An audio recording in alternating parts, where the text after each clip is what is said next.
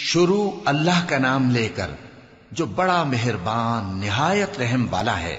الف لام میم۔ اس میں کچھ شک نہیں کہ اس کتاب کا نازل کیا جانا تمام جہانوں کے پروردگار کی طرف سے ہے۔ کیا یہ لوگ یہ کہتے ہیں کہ پیغمبر نے اس کو از خود بنا لیا ہے؟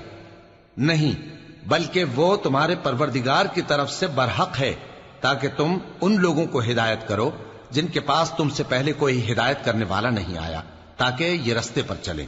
اللہ ہی تو ہے جس نے آسمانوں اور زمین کو اور جو چیزیں ان دونوں میں ہیں سب کو 6 دن میں پیدا کیا، پھر عرش پر جلوہ افروز ہوا۔ اس کے سوا تمہارا نہ کوئی دوست ہے اور نہ سفارش کرنے والا۔ کیا تم نصیحت حاصل نہیں کرتے؟ وہی آسمان سے زمین تک کے ہر کام کا انتظام کرتا ہے، پھر ہر کام ایک روز جس کی مقدار تمہارے شمار کے مطابق 1000 برس ہوگی اس کی طرف رجوع کرے گا۔ اسی شان کا ہے وہ خالق جو پوشیدہ اور ظاہر کا جاننے والا ہے، غالب ہے، بڑا مہربان ہے۔ وہی جس نے ہر چیز کو بہت اچھی طرح بنایا، یعنی اس کو پیدا کیا اور انسان کی پیدائش کو مٹی سے شروع کیا، پھر اس کی نسل ایک قسم کے خلاصے سے یعنی حقیر پانی سے بنائی، پھر اس کو درست کیا، پھر اس میں اپنی طرف سے روح پھونکی اور تمہارے کان اور آنکھیں اور دل بنائے، مگر تم بہت کم شکر کرتے ہو۔ اور کہنے لگے کہ جب ہم زمین میں ملیا میٹ ہو جائیں گے تو کیا اثر نو پیدا ہوں گے؟ حقیقت یہ ہے کہ یہ لوگ اپنے پروردگار کے سامنے جانے ہی کے قائل نہیں۔ کہہ دو کہ موت کا فرشتہ جو تم پر مقرر کیا گیا ہے تمہاری روحیں قبض کر لیتا ہے، پھر تم اپنے پروردگار کی طرف لوٹائے جاؤ گے، اور تم تعجب کرو جب دیکھو کہ گناہگار اپنے پروردگار کے سامنے سر جھکائے ہوں گے اور کہیں گے کہ اے ہمارے پروردگار، ہم نے دیکھ لیا اور سن لیا، تو ہم کو دنیا میں واپس بھیج دے کہ نیک عمل کریں، بے شک ہم یقین کرنے والے ہیں۔ اور اگر ہم چاہتے تو ہر شخص کو ہدایت دے دیتے، لیکن میری طرف سے یہ بات قرار پا چکی ہے کہ میں دوزخ کو جنوں اور انسانوں سب سے بھر دوں گا، سو اب آگ کے مزے چکھو، اس لیے کہ تم نے اس دن کے آنے کو بھلا رکھا تھا۔ آج ہم نے بھی تمہیں بھلا دیا ہے، اور جو کام تم کرتے تھے ان کی سزا میں ہمیشہ کے عذاب کے مزے چکتے رہو۔ ہماری آیتوں پر تو وہی لوگ ایمان لاتے ہیں کہ جب ان کو ان کے ذریعے نصیحت کی جاتی ہے تو سجدے میں گر پڑتے اور اپنے پروردگار کی تعریف کے ساتھ تسبیح کرتے ہیں اور غرور نہیں کرتے۔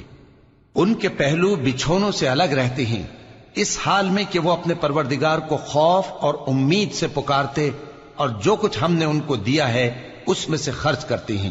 سو کوئی شخص نہیں جانتا کہ ان کے لیے کیسی آنکھوں کی ٹھنڈک چھپا کر رکھی گئی ہے، یہ ان اعمال کا صلہ ہے جو وہ کرتے تھے۔ بھلا جو مومن ہو وہ اس شخص کی طرح ہو سکتا ہے جو نافرمان ہو؟ دونوں برابر نہیں ہو سکتے۔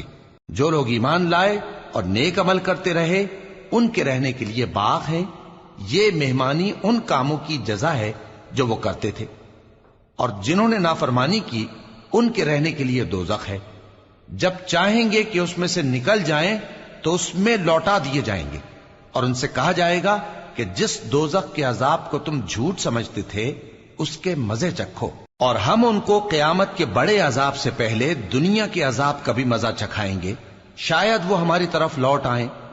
اور اس شخص سے بڑھ کر ظالم کون جس کو اس کے پروردگار کی آیتوں سے نصیحت کی جائے تو وہ ان سے منہ پھیر لے۔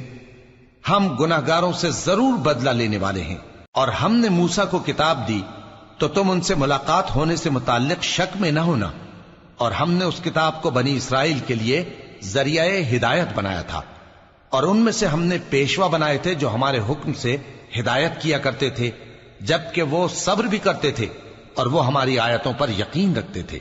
بلا شبہ تمہارا پروردگار ہی ان میں جن باتوں میں وہ اختلاف کرتے تھے قیامت کے روز فیصلہ کر دے گا۔ کیا ان کو اس امر سے ہدایت نہ ہوئی کہ ہم نے ان سے پہلے بہت سی امتوں کو جن کے رہنے کے مقامات میں یہ لوگ چلتے پھرتے ہیں ہلاک کر دیا؟ بے شک اس میں نشانیاں ہیں، تو یہ سنتے کیوں نہیں؟ کیا انہوں نے نہیں دیکھا کہ ہم بنجر زمین کی طرف پانی رواں کرتے ہیں، پھر اس سے کھیتی پیدا کرتے ہیں جس میں سے ان کے چوپائے بھی کھاتے ہیں اور یہ خود بھی کھاتے ہیں؟ تو یہ دیکھتے کیوں نہیں؟ اور کہتے ہیں اگر تم سچے ہو تو یہ فیصلہ کب ہوگا؟ کہہ دو کہ فیصلے کے دن کافروں کو ان کا ایمان لانا کچھ بھی فائدہ نہ دے گا اور نہ ان کو مہلت دی جائے گی، تو ان سے منہ پھیر لو اور انتظار کرو، یہ بھی انتظار کر رہے ہیں۔